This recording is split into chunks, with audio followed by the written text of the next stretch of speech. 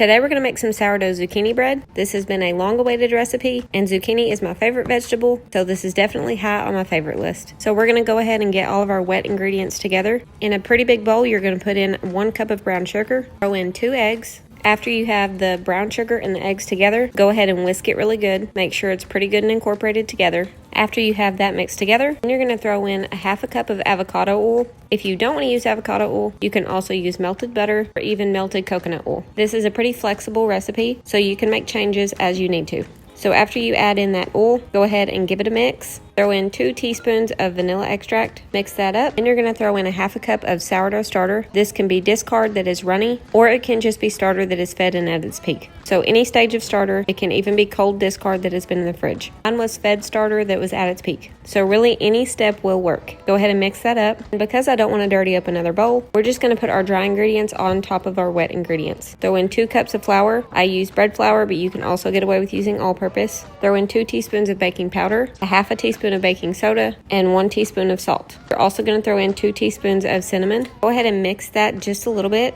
and then we're going to throw in our zucchini. So I used my KitchenAid cheese grater to shred my zucchini. You can definitely do it by hand. You're going to need 1 3/4 cup of shredded zucchini. So go ahead and add that in there, and then you're just going to start mixing that together.